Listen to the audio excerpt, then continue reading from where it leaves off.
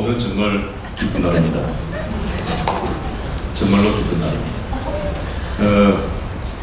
청년 박정희 세미나가 있다 그래서 제가 오늘 복장을 아마 그 시절에 우리 각하께서는 이런 복장을 하지 않았을까.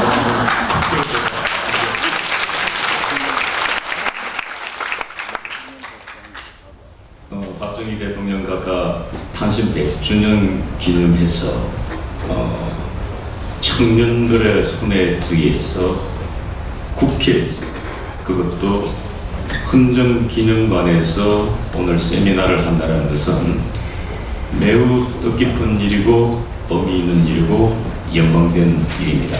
감사합니다.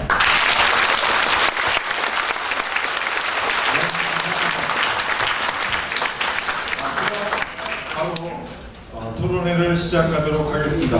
우리 패널들께서는 앞에 준비되어 있는 테이블로 자리를 옮겨주시기 바라겠습니다.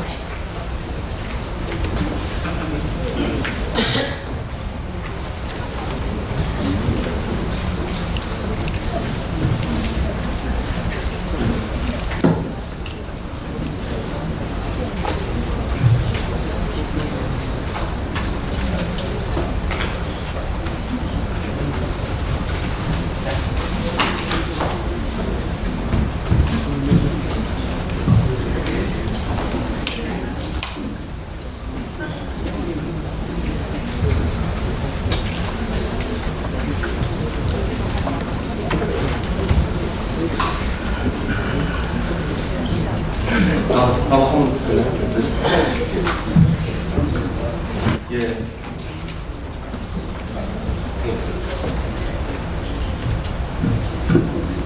네, 시간 관계에서 빨리 진행하도록 하겠습니다. 자, 오늘 패널 분들을 한 분 한 분 소개해 올리도록 하겠습니다.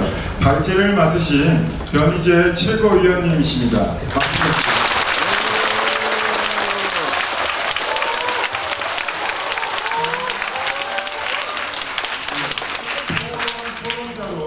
나오신 우리 젊은 패널로 나오신 우리 한근영 최고위원입니다.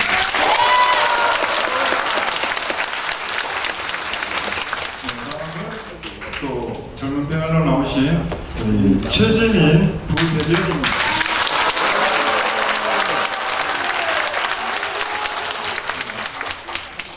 새로운 분을 한 분 모셨는데요. 이분은 청년들을 대상으로 정치 시사를 쉽게 방송하는 BJ 건풍이라는 별명을 갖고 계시는 성함이 한민우 우리 BJ이십니다. 박수 부탁드립니다.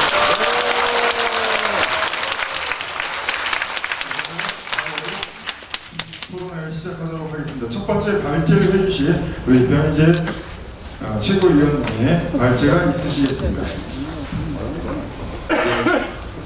안녕하십니까. 발제를 한 40분 정도, 한 8시 정도까지 계획을 하고 있습니다. 참 내용이 길게 하려면 3시간 정도 갈 것 같은데 한 40분까지 한번 맞춰보겠습니다. 이 책을 들고 나왔는데요. 이게 나의 아버지 부시라고 해서요. 부시 대통령이 아버지 부시 대통령에 대한 책을 쓴 겁니다. 제가 왜 이걸 들고 나왔냐면은 박정희 대통령의 이 청년 시절에 대한 논의가 안 되는 기록상의 문제는 박정희 대통령이 회고록을 못 쓰고 돌아가셨어요. 그리고 평소에도 언변이 워낙 절제된 분이라 아까도 저기 문경수 회장님 말씀하셨지만은 속마음을 이렇게 많이 드러낸 적이 없어요. 이 재직 기간에. 그러니까 어린 시절 어떤 마음을 가졌는지를 본인의 생각으로 이렇게 전해낸 게 거의 없고 제가 이 기록을 봐도 문경 교사 시절 때 제자들이 이 들은 말들이 다 기록으로 많이 남아있는 부분하고 박근혜 대통령이 들어서 전한 말들이 남아있는 거죠. 그래서 이 아버지 부시와 아들 부시는 뭐 아직까지도 잘 살고 있습니다. 이쪽은. 근데도 벌써 지금 이렇게 아들이 아버지 전기를 쓰는데 박정희 대통령은 특히 청년 시절에 이 속마음을 알 길이 별로 없기 때문에 박근혜 대통령이 석방돼서 반드시 박정희 대통령 전기를 써야 된다. 제가 그래서 이 책을 들고 나왔습니다. 참 부럽습니다.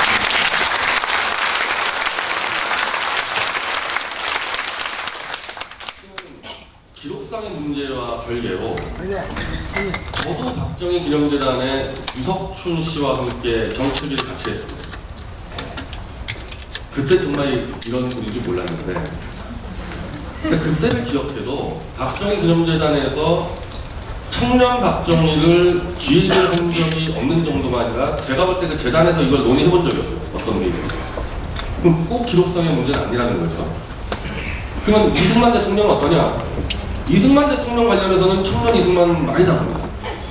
20대 시절 고종 형제를 폐위시키려고 그분이 원래 어떻게 보면은 데모 1세대예요. 반정부 데모 1세대인데 촛불 1세대이자 또 감옥에 6년 계시고 이런 것들을 다 기록해서 청년 이승만 논의를 하는데 그럼 박정희 대통령은 왜 청년 시절을 논의를 못하느냐? 세 가지 근현대사 벽을 뚫고 나가야 돼요. 이걸 논의해야 돼요. 첫째는 친일 문제. 이 친일 문제에 대해서 오히려 보수 쪽에서 피해가 나요. 또 두 번째는 공산주의 활동 문제가 또 걸려있어요. 이것도 보수 쪽에서 피해가 나요. 세 번째는 5.16 혁명의 발언법성 문제. 이것도 피해가 나요. 박근혜 대통령 시절 누구 장관만 임명하려고 그러면은 나와서 5.16이 합법이냐 불법이냐 혁명이냐 쿠데타냐 이렇게 물어보지 않습니까? 거기서 제 기억으로는 혁명이라고 얘기한 사람이 남재준 원장 한 명밖에 기억이 안 나요. 나머지는 박근혜 대통령이 임명한 장관도 다 쿠데타다. 이런 식으로 가니까 모든 대부분의 정치기념에서의 박정희 대통령 논의는 5.16 혁명 이후로 집중된다는 거죠. 그 이전 거는 다 피해가는 겁니다. 그래서 논의 못한다고 저는 봅니다. 근데 오늘 다룰 때요. 전 이거 다 정면 승부해야 된다. 친일 문제, 공산주의 활동 문제, 5.16 문제 이걸 다 돌파해야지 이걸 피해가서는 반쪽짜리밖에 논의 못한다는 거죠. 그래서 저희가 오늘 발제문 정리한 거는 5.16 이전까지만 정리한 거예요. 그 77분하고 쭉 제가 정리한 청년 시절부터 5.16 이전까지의 핵심적인 그 박정희 대통령이 하나의 결단을 내리게 된 원천 경험들이 나오는 거거든요. 한번 쭉 보시죠. 나폴레옹 이승기 정기, 그리고 뭐 만주에서의 개척 정신, 일본 육사의 군대 시스템 기술, 공산 세력으로 몰려겪은 고초, 그리고 6.25 전쟁 당시 뭐 미국과 4.19와 5.16 사이 요겁니다. 여기서 보십시오. 이게 지금 하나하나가요 근현대사에서 다 민감한 문제들이죠.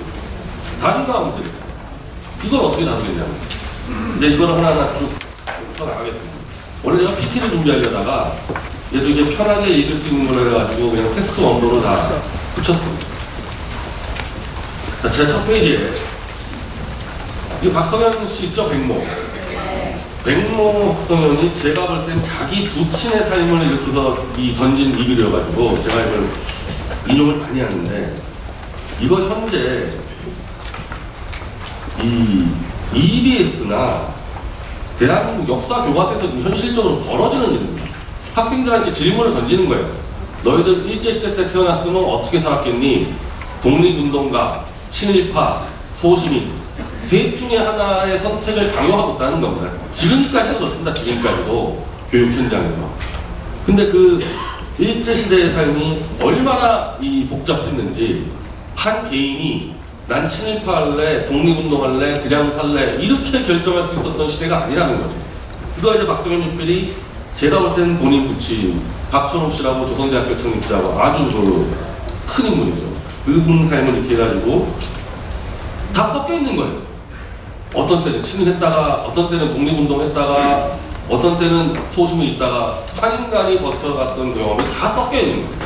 근데 그걸 우리 대한민국 청년들에게는 딱 잘라서 답변을 하라 그러니 그냥 친일하면 끝나는 거 아니지 않습니까? 그렇지 않다는 거죠. 한 사람을 살면. 자, 박정희 대통령은 1917년도 11월 14일 태어났어요. 김대중이 1924년 약간 늦게 태어났습니다. 여기는 나이가 약간 불확실합니다. 호적을 바꿔가지고. 김동필 씨가 1926년, 김영삼 1927년. 어쨌든 이 사람들이 이른바 이승만 대통령 이후로 거의 90년대까지 대한민국 정치를 주도하는데 다 일제시대 때 태어났지만은 이승만 대통령 세대와 차이는 나라를 완전히 뺏긴 다음에 태어났기 때문에 그 이전에 대한제국이나 조선에 대한 기억이 없다는 겁니다. 이승만 대통령 세대라 그러면은 이승만 대통령과 건국을 함께했던 조병옥, 뭐 신익희라든지 뭐 장면까지도 약간 났지만은 조선시대 사람들이에요. 나라 뺏기는 걸 기억하는 사람입니다. 그래서 그분들은 처절하게 독립운동을 국내외에서 했는데 또 차이가 있어요. 그분들하고 박정희 대통령 차이는 이승만 대통령 하버드 대학 프린스턴 대학 출신이죠. 조병옥 씨 콜롬비아 대 출신입니다. 장면 씨도 저 미국의 유학의 법학박사고요. 윤보선 대통령이 영국 에딘버러 대 출신입니다.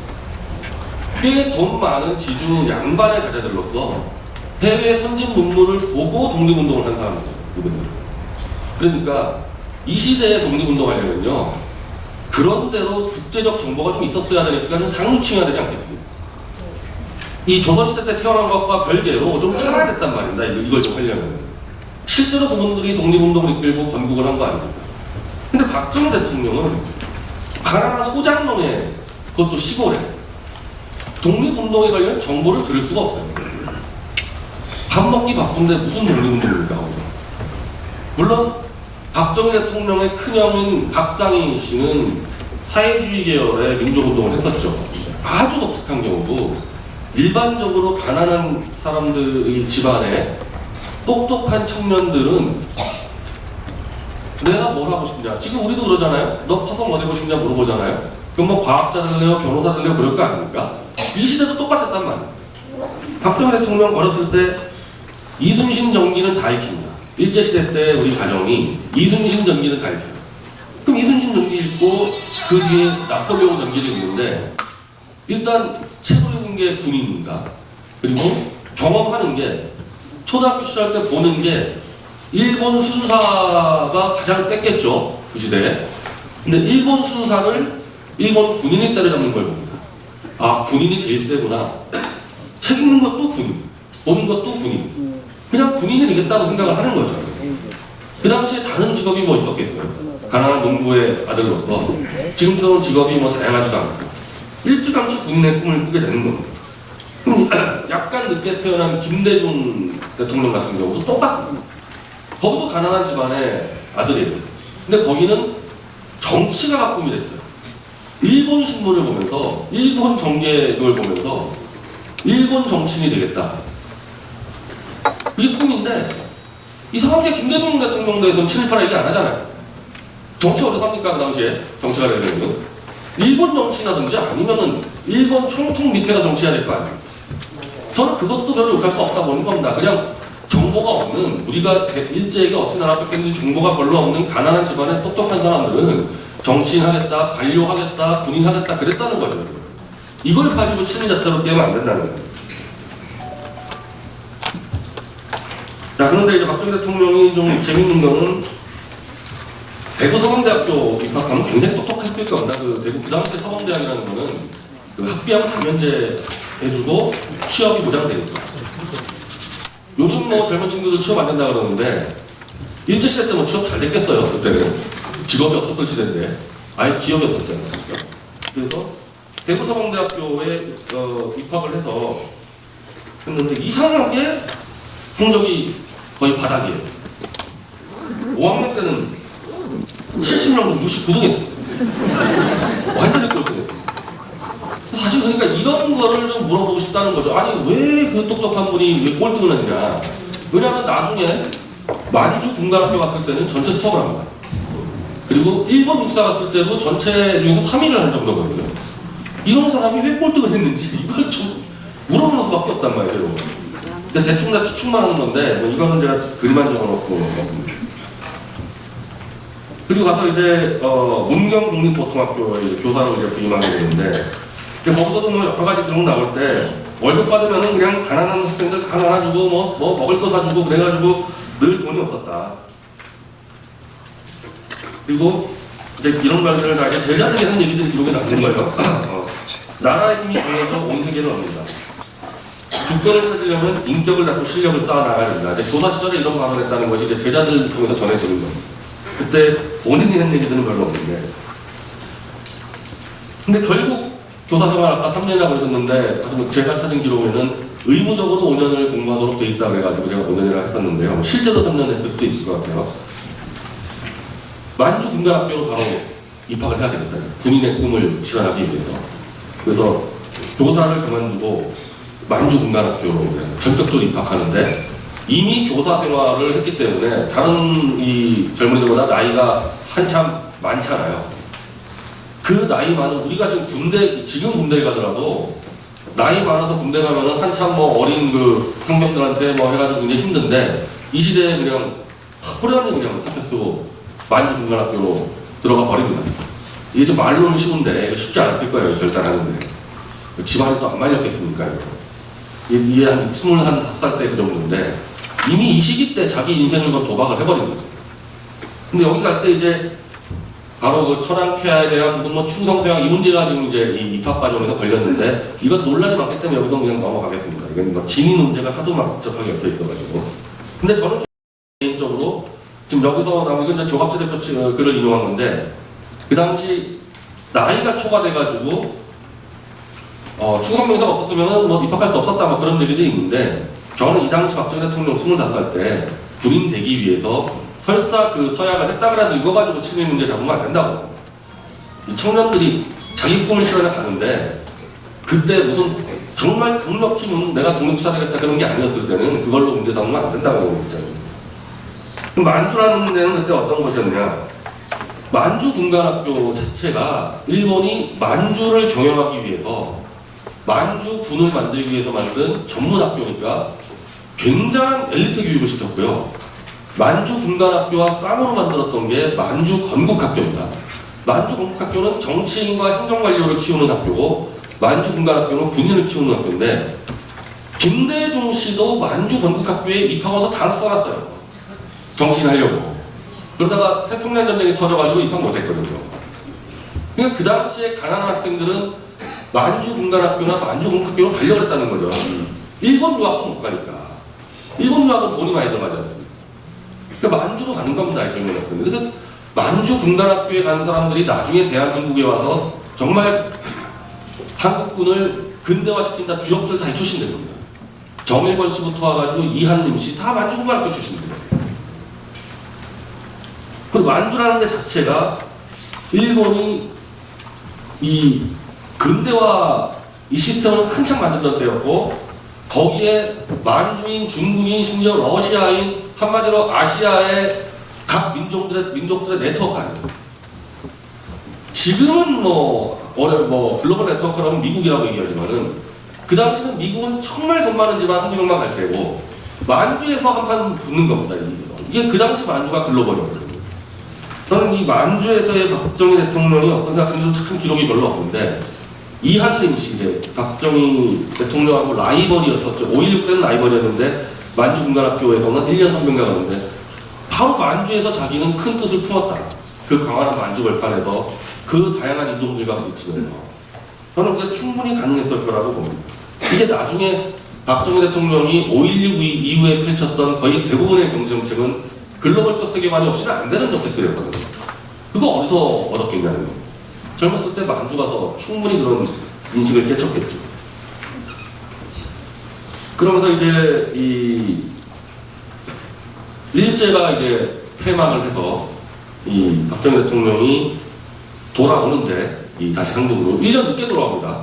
해방된 다음에 1년간 광복군에서 근무를 하고 상해에서 1년 늦게 돌아옵니다. 그러니까 박정희 대통령이 광복군 출신이 무슨 거짓말하는데 형식적으로는 맞아요. 일제 폐망하고 광복군으로 다 편입이 됩니다. 만주군에 있었던 그 대한민국 군인들이. 그래서 광복군에서 근무한 것도 맞고요. 만주군 시절에 무슨 독립군을 토벌했다 그러는데 이건 다 거짓말입니다. 그쪽 부대에 있지 않았어요. 그쪽 부대에 있었던 게 아니고 만주 마적대들이 자꾸 민간인을 약탈하니까 그거 막아주는 부대에 있었어요. 그래서 그 문제에 대해서는 박정희 대통령이 크게 인식에 무슨 괴로움 갖지 않았을 거예요. 그쪽하고 독립군과 부딪힌 적이 없으니까.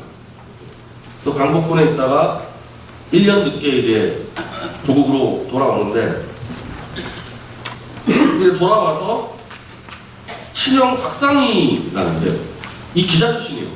조선일보 기자 출신이에요. 그러니까 기자 출신이니까 당연히 좀 지식이 있지 않습니까? 그 당시 20년대, 30년대에 독립운동을 한다 그러면은 거의 다가요. 사회주의 계열 독립운동. 왜 그럴 수밖에 없냐면은 그때 소련이 만들어졌잖아요. 소련이 아시아하고 유럽으로 팽창하면서 그 전에 제국주의에 돼 있던 식민지에게 굉장히 유화적인 정책을 냅니다. 물론 소련은 결국에는 목표는 다 공산화시키는 게 목표인데 우리는 그 당시는 잘 몰랐으니까 일단 소련이 많은 정보와 자금을 내주니까 국내외 중국이나 이쪽에 있었던 독립운동가들이 거의 다가 사회주의 계열로 편입이 되는 거죠. 그럴 수밖에 없죠. 그러니까 조선일보로 됐던 친형 박상희도 민족주의적 사회주의 독립운동을 하게 되니까 박정희 대통령은 이제 집에 돌아오니까 이제 막 친형하고 싸웠다는 얘기들이 있어요. 박상희 이제 친형이 여운형을 지지하고 이승만 대통령을 욕하니까 박정희 대통령이 이 박정희 대통령은 세계를 보건 사람 아니에요. 아니다. 이승만 대통령 같은 글로벌 세계관을 가진 사람이 건국을 해야지 그거 안 된다 그래서 박상희 친형이 술값도 안 줘가지고 이놈한테 술값 주지 말라 그래서 술값도 없어가지고 간신히 그냥 몇 달 동안에 그냥 숨어서 그냥 소주 몇 잔, 그때 소주가 아니라 막걸리였겠죠. 계속 이제 막걸리 마시다가 이제 대한민국에도 이제 이른바 육사가 만들어지는 거죠. 육사. 그 당시 이름 좀 달랐어요. 조선경비대대라고 그러는데 육사 2기로 있기를 합니다. 근데 뭐 일본 육사에서 뭐 수석급으로 놀았으니 한국 육사에서 날아다녔을 거 아니에요. 그냥 뭐 순식간에 해나갑니다. 뭐 워낙 뛰어나니까. 그래서 거의 아마 이 친형 박상희가 문제가 아니었으면요. 그 당시에 그냥 대장까지 순식간에 나갔을 거예요. 왜냐하면 그때는 워낙 명수가 적으니까 육사에. 막 그냥 올라가는 거예요, 진급이. 막 30대 때 막 별 달고 이럴 때였거든요. 근데 문제는 친형이 이른바 대구 사태에 이제 개입이 됩니다. 친형이 박상희 씨가 이제 개입이 돼가지고 결국에 사망을 하죠. 그 경찰하고 충돌하다가 이 친형이 이 우익단체들과 경찰에게 이 살해당하는 사태가 벌어지니까 그때 당시 박정희 대통령은 육사 있을 때입니다. 육사 있어가지고 장례식도 못 왔어요. 근데 다 끝나고 와보니까 친형이 남로당에서 일을 했으니까 그 남로당에 친형 친구들이 있을 거예요. 그 친구들이 이제 막 설명하고 이러니까 어떤 자기 개인적인 이 형에 대한 그 의리나 애정이 있을 거예요. 그래서 남로당에 포섭이 됩니다. 근데 이거는 적극적으로 활동한 기록은 하나도 없어요. 그냥 남로당에서 명단이 나온다 박정희라는 사람이 그런 정도까지지 적극적으로 활동한 기록도 없고 다시 군에 복귀해서도 실제로 여순 반란 사건에 토벌에 들어갈 때 박정희 대통령이 당시에 정보를 맡았는데 그 모든 증언이 박정희 대통령이 만약에 공산 세력에 완전 포섭됐으면은 정보를 완전히 유린했을 거 아니냐 그런 게 전혀 없었다. 여순 반란 토벌할 때 박정희 대통령이 정보를 정확하게 짚어줘가지고 작전을 제대로 성공했다. 이게 그 당시 기록이거든요. 그러니까 인간적으로 친형에 대한 그 애정과 친형을 죽인 거에 대한 분노로 인해서 남로당과 연은됐지만은 활동은 전혀 안 했다는 게 이게 맞는 거죠. 그래서 결국에는 이제 이 백성엽 장군이 숙군 작업에 들어가는데 워낙에 그 당시에 군인이 체계가 안 잡혀가지고 막 들어간 거예요. 그러니까 뭐 공산 세력도 들어가고 뭐 친일파도 들어가고 막 들어간 것 같은데 근데 이제 이 당시 이미 군에서는 6.25 전쟁을 예측을 했습니다. 대부분 사람들이. 근데 우리 군대에 공산 세력이 다 들어와 있으니 전쟁 나면 끝장나는 거 아니냐. 숙군 작업에 들어가는데 이때 박정희 대통령이 결국 체포가 되는 거예요. 체포가 되는데 체포되는 과정도 그냥 순순히 체포하시오. 도망가지도 않았고 그냥 순순히 그냥 잡혀 들어갑니다. 그리고 거기서 무슨 변명하지도 않았고 근데 단지 이제 이 백선엽 장군의 증언으로 볼 때는 자기가 1대1로 면담할 때는 저를 도와주시면 좋겠습니다. 근데 이것도 비굴하게 표현한 것도 아니고 백선엽 장군 표현이 그래요. 그냥 당당하고 담담하게 저를 도와달라. 백선엽 장군은 정보로 장교로서 워낙 탁월하고 일본 육사 때 거의 수석이고 조만간 김일성과 한타까지 붙을 것 같은데 이런 고급 장교를 빼가지고 어떻게 전쟁하자 그래가지고 그 백성업 장교를 그냥 빼줘버리는 거예요. 근데 빼준 게 검찰명으로 사형, 법원 판결로 무기징역 이렇게 되거든요. 근데 그 뒤로도 백성업 장군이 계속 노력해가지고 쭉쭉쭉쭉 이제 감형이 돼가지고 뭐 한 5년까지로 이렇게 낮춰집니다. 근데 이거는 그러면 이 좌익 쪽에서 이렇게 얘기하는데 정보를 다 불었다, 남로당 정보를. 그래서 했다 그러는데 아까 말씀드린 박정희 대통령은 깊이 기반했기 때문에 별로 아는 것도 없었고 그 당시 측군작업의 총책임자가 김창룡이라는 헌병대장이 있지 않습니까? 김창룡 자체가 육사 출신이기 때문에 워낙 많이 알고 있어서 박정희 대통령의 정보 정도는 필요 없을 거다. 근데 그럼 왜 받느냐? 아까 말씀드린 대로 백성엽 장군이 박정희 대통령이 크게 군대 안에서 공사세력과 결탁해서 한 일이 없고 워낙 능력이 뛰어나니까 인재를 키우기 위해서 이 감면을 시킨 거다. 그게 정확한 얘기입니다. 그리고 실제로 박정희 대통령은 6.25 때 발군의 실력을 발휘를 하는데요. 이거 굉장히 논란 많죠? 도대체 이승만 대통령은 김일성이 침략하는 거를 알았니 몰랐니 엄청난 지금도 논란이 있지 않습니까? 근데 박정희 대통령이 정보장교를 하면서 그 당시 이제 군에서는 쫓겨났는데 정보 전문가로서 이른바 군무원으로 근무할 때 그 정보 쪽의 실제 군인은 김종필 씨입니다. 이미 한 6개월 전부터 박정희 대통령의 정보 보고서는 김일성이 1950년 6월에 쳐들어올 거 어느 코스로 쳐들어올 걸 다 맞췄습니다. 6개월 전에 딱 이런 표현까지 있었습니다. 이거 박정희 대통령이 쓴 보고서예요.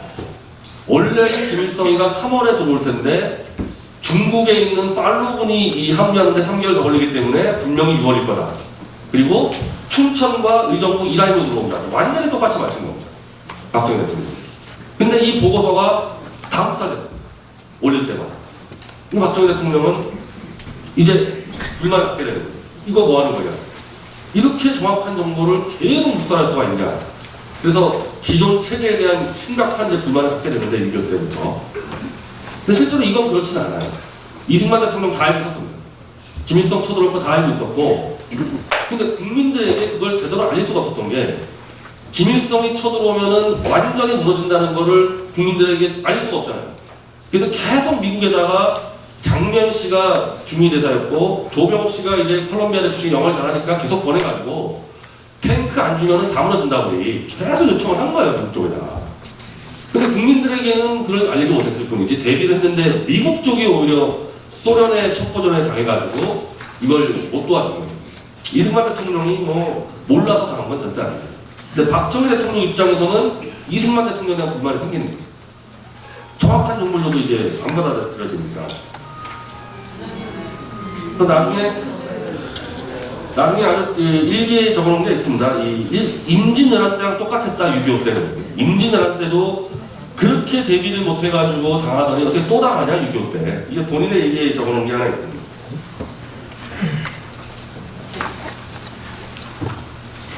그리고 박정희 대통령은 또 한 번의 이 정보보고가 묵살당하는데 중국군이 분명히 개입한다. 중공군이죠. 중공군이 분명히 개입한다 정보보고 했는데 또 묵살당합니다. 근데 이것도 역시 이승만 대통령이나 메가더 장군이 몰라서 그런 게 아니고 이거는 정일권 총리의 증언인데 중공군이 개입해 들어온다 그러면은 미국 워싱턴에서 다 철수하라 그럴까봐 의도적으로 워싱턴에다가 중공군 개입 없다고 그냥 해버렸다는 게 이제 이 정일권 총리의 증언이거든요. 그러니까 이승만 대통령과 메가더 장군이 짜고 아예 국진통을 해버리려고 워싱턴을 숙였다는 거예요. 중공군 안 들어오니까 다 때려잡겠다. 사실 저는 이게 맞을 거라고 봐요. 왜냐하면 이승만 대통령도 몰랐을 수가 없거든요. 근데 일단 또 박정희 대통령은 중공군이 분명히 들어오는데 왜 또 이 정부에서는 또 이걸 왜 또 묵살하냐. 굉장히 불만이 커지는 거예요. 이건 안 되겠구나 해서 실제로 박정희 대통령이 자기가 정치로 들어와야겠다고 생각한 게 사실 6.25 때. 6.25 때 이건 도저히 안 되겠다. 그래서 이 부산 정치파동이라고 이건 뭐 정치 쪽에서는 아주 유명한 사건인데 이걸 다 설명을 안 드리고 하여튼 그 당시 박정희 대통령이 자기 선배인 이용문 씨와 함께 정권 엎으려고 했었어요. 이대로 가다가 이거 안 되겠다 나라 뺏기겠다 그래가지고 근데 그때는 이제 이승만 대통령과 미국이 협조를 해가지고 그대로 넘어가게 된 거예요. 그러니까 꽤 젊은 시절. 이때면은 박정희 대통령이 31살 때였어요. 이때 국가 운영을 제가 직접 해야겠다고 결심을 할 정도로 6.25 때 박정희 대통령 눈에 비친 대한민국은 너무 무능력했다라고 저희가 스스로 판단을 한 겁니다.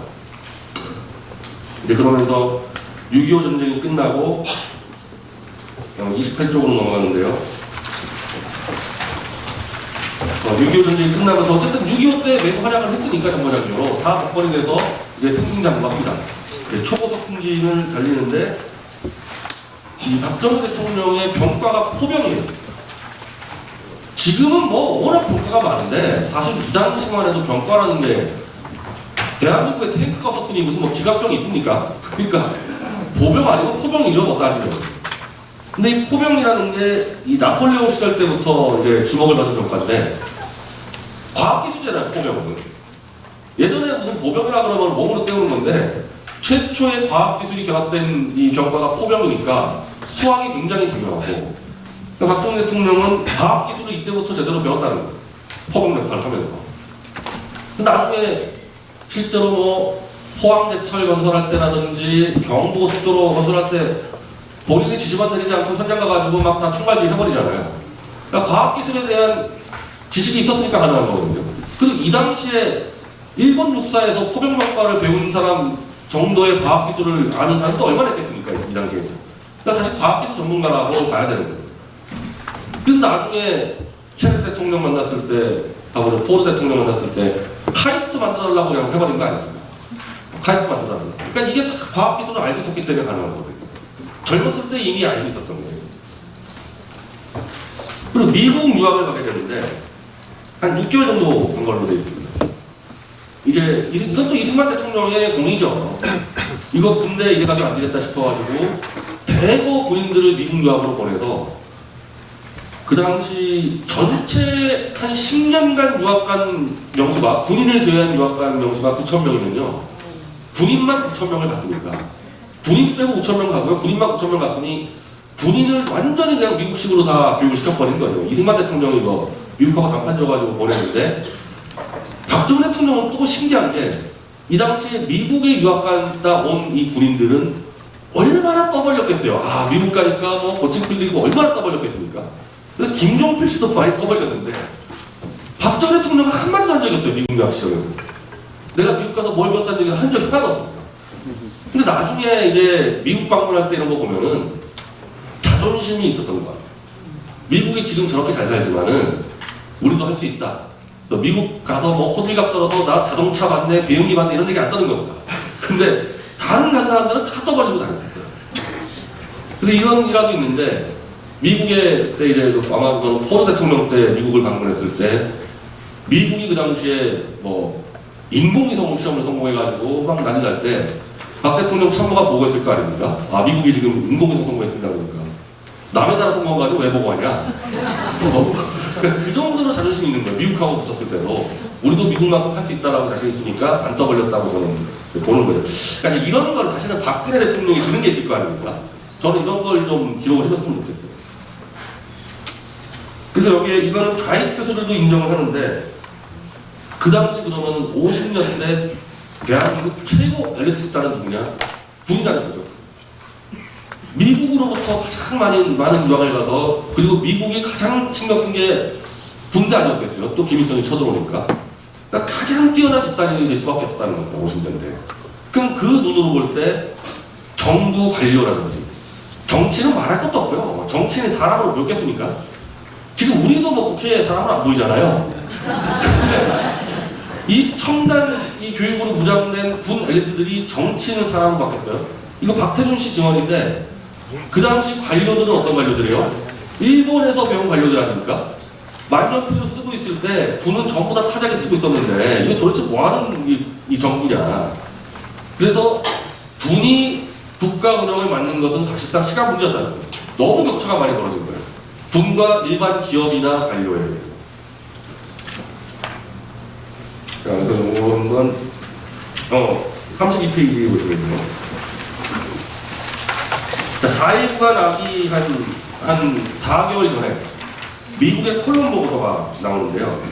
이른바 한국 전문가들입니다. 미국의 로버트 스카이프너 등 한국 전문가들이 한국에 와가지고 보고서를 작성하는데 바로 지금 그 얘기를 하는 겁니다.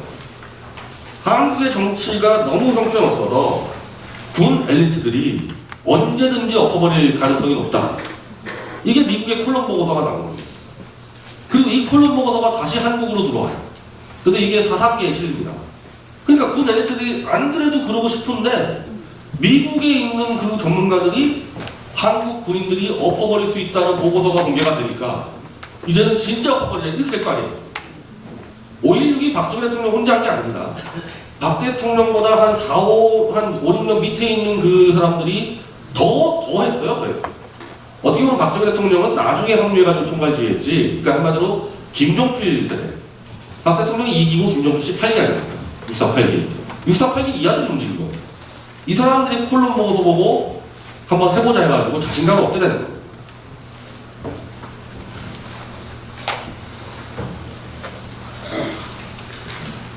자, 그리고 이제 이거는 뭐 설명을 드려야 될지 모르겠는데, 아까 좀 말씀드린 대로 6.4,8기가 넘어가니까 이제 800명이 넘어가요. 몇백 명이 넘어가요. 아까 6.4,1,2기는 뭐 20명, 30명 그러니까 뭐 35살 때 별 달고 뭐 38살 때 뭐 대장 달고 이랬는데 이제 김종필 세대부터는 이제 안 되는 거예요. 쪽수가 많아지니까 나이 차는 뭐 4, 5년밖에 안 나는데 계급 차는 막 2, 30년씩 벌어지니까 6.4,8기가 불만이 없을 수가 없는 거죠.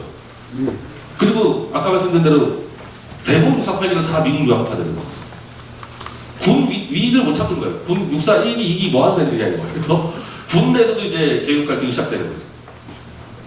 자, 근데 거의 이제 박정희 대통령은 4.19 정도 전후해가지고 6.4,8기와 결합해서 엎어버리겠다고 결정했다는 거는 다 이제 기록이 남아있는데 4.19가 먼저 벌어졌잖아요.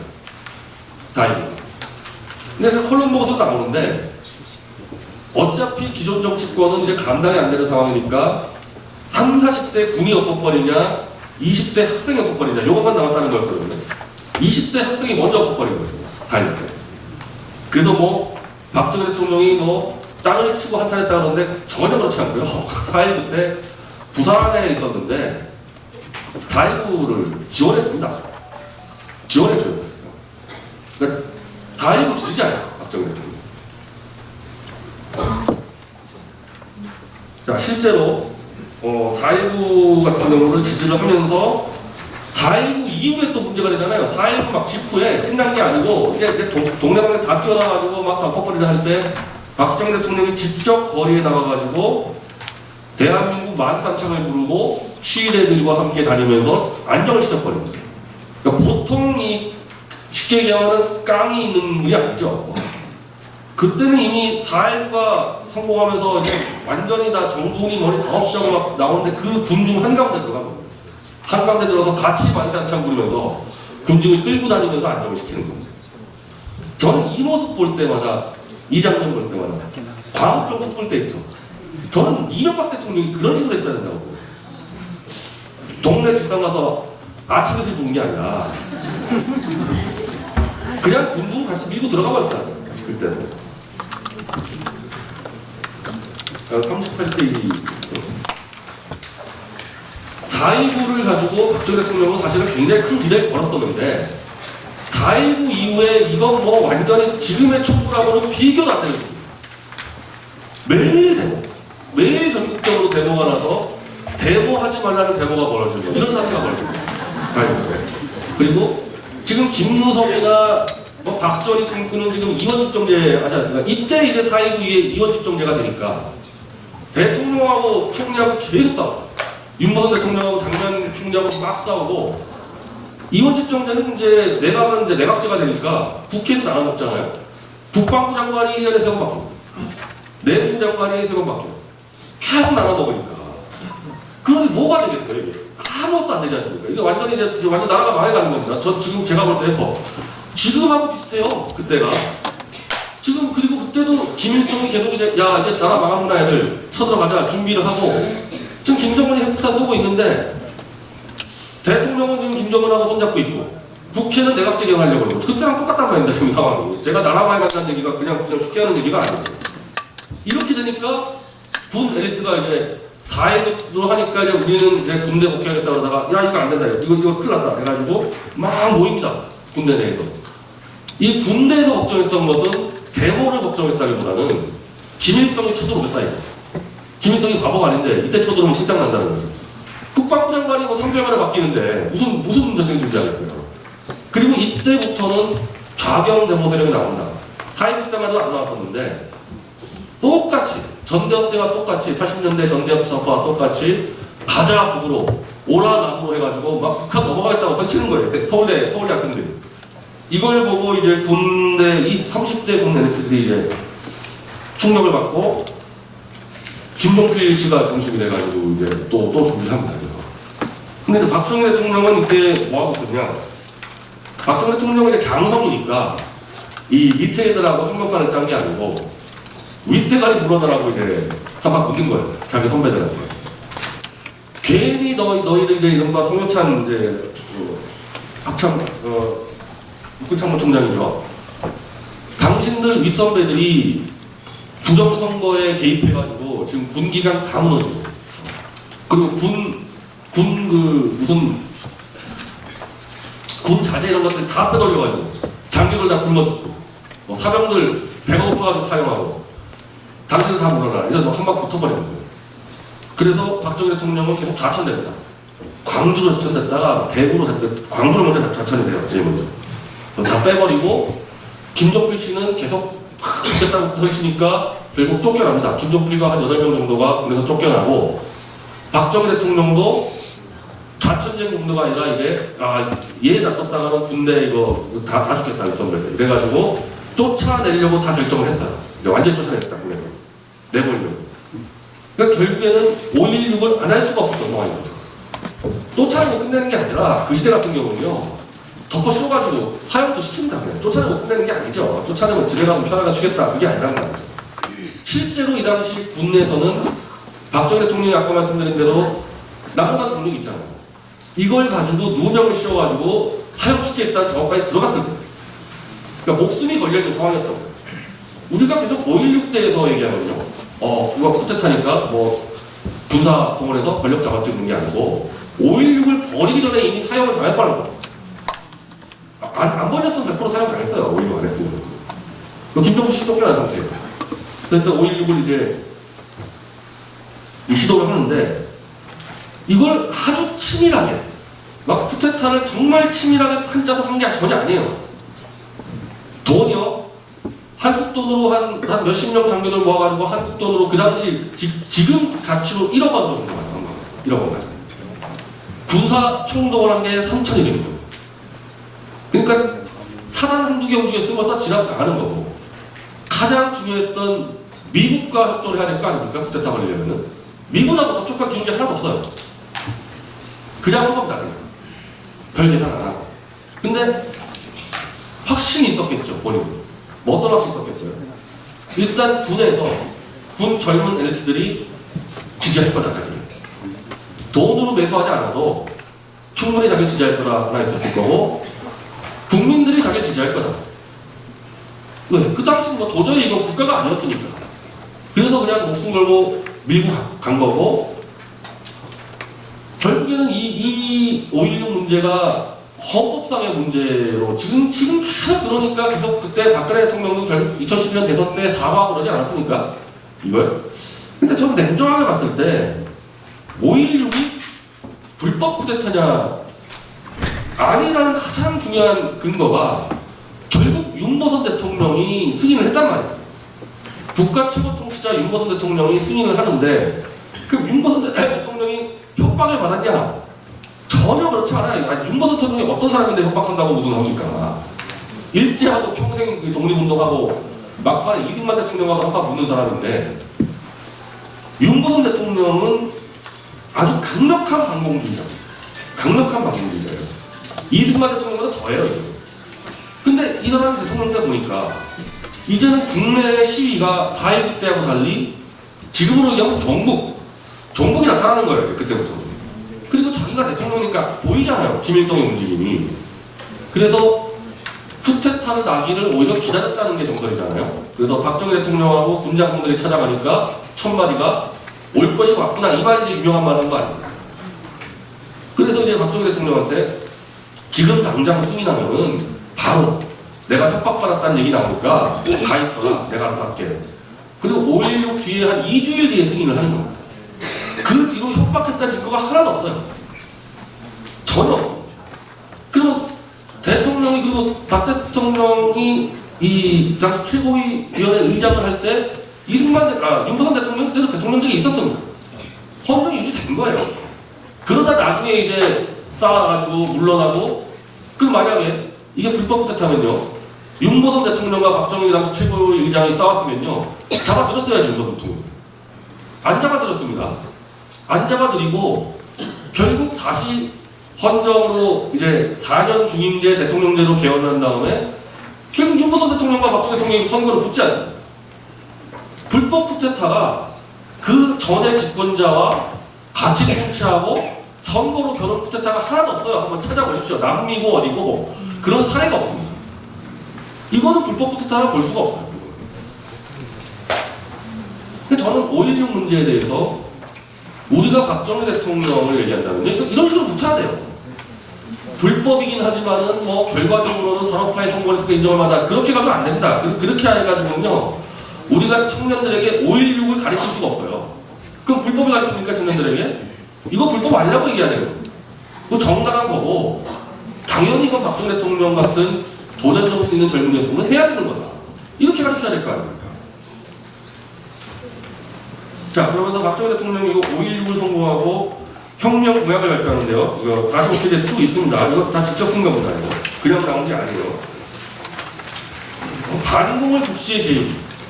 이걸 가지고 자익들은 박정희 대통령이 공산주의 그 이력 때문에 숨기려고 했다는 건데 그게 아니고 그 당시는요 국민들이 거의 두려워할 정도로 전국이 그냥 거리를 다 판칠 때로 반공을 내세울 수밖에 없었고 군인들이 박정희 대통령과 함께 일어난 이유도 가장 중요한 게 반공의 문제였습니다. 그리고 윤보선 대통령이 군부가 일어난 것을 용인한 것도 김일성을 막기 위해서 용인한 거예요.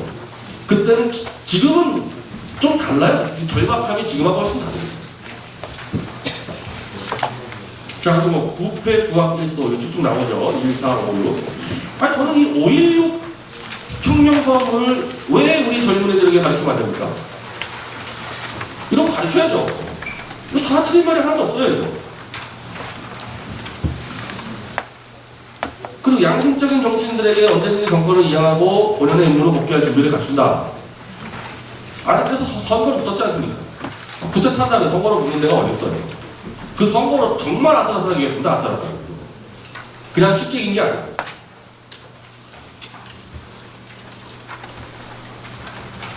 자 이제 결론을 말씀드리는데요. 지금까지 쭉 설명한 대로 이미 5.16을 할 때까지도 이미 박정희 대통령은 목숨을 걸 결단들이 몇 번씩 내렸고 일반 청년들이 경험하지 못한 인생의 궤적을 막 틀어버리면서 일본, 동경에 있었다, 만주에 있었다, 미국에 있었다 그냥 마구잡이로 다닌 겁니다. 그리고 청년 장교 시절 때는 정말 청렴하게 자기들 월급을 쪼개서 부하들 주고 사라톨 그 군량미 뭐 이런 거 빼돌리지 않았고 그것 빼돌리는 사람들 직결로 다 처분하고 그러니까 한마디로 이미 이 군생활 자체가 개혁적인 삶을 살았다는 거예요. 5.16을 이룬 다음에 개혁을 한 게 아니고 그때부터 계속 꾸준히 군개혁들을 해낸 겁니다. 그래서 5.16 이후의 업적들은요 이미 예정돼 있었다고 봐야 됩니다.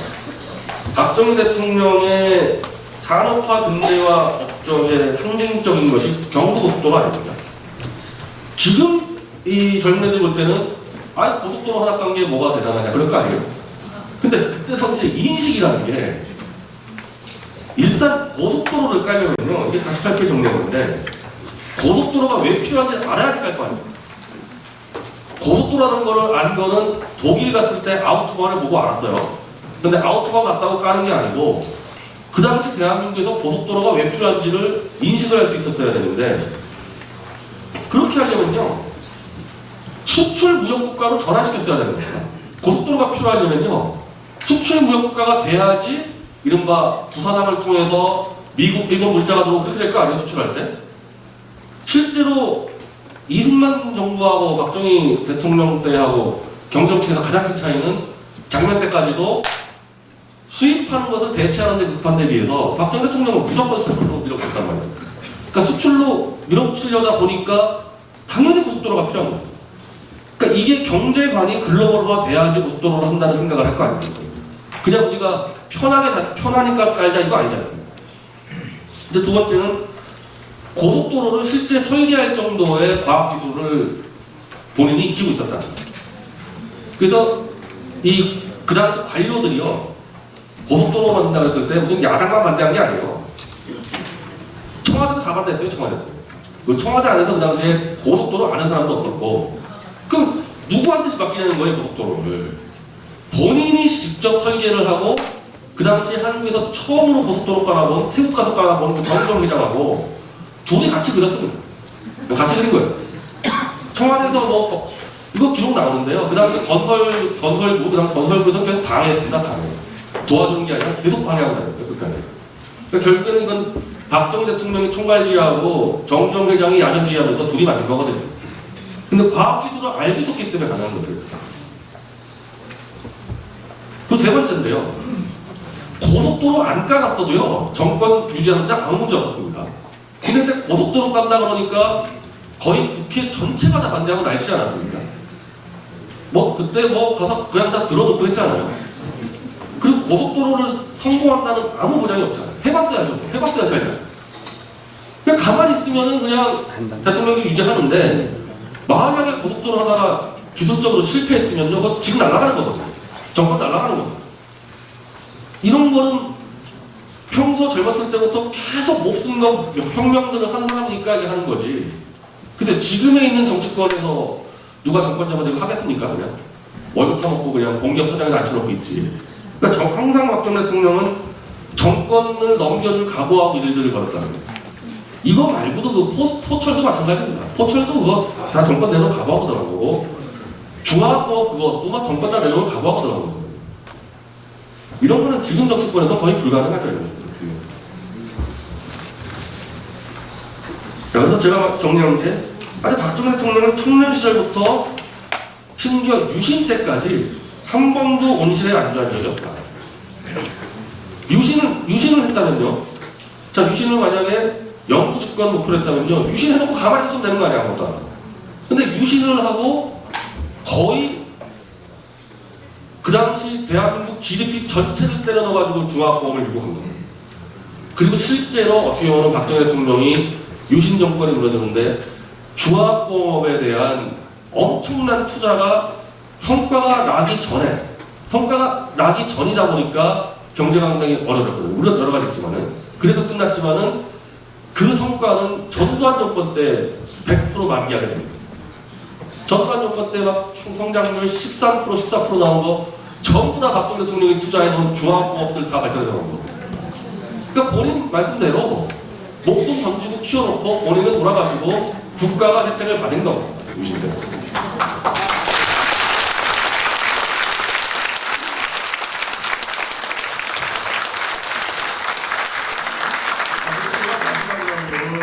최소한 우리 당을 중심으로 해서는 박정희 대통령의 5.16 이전의 삶을 가지고도 우리 청년들에게 가르쳐야지, 계속 고속도로 깔았다, 포철 만들었다 이것만 가르치기 시작하면은 성과만 급급해가지고 어떻게 저런 일을 한지는 모르고 그냥 찬양가만 불러대면서 보수 권력에 안주하는 온실 속의 화초들만 키우게 된다. 우리는 청년 박정희 교육에 더 힘을 써야 된다는 게 제 마지막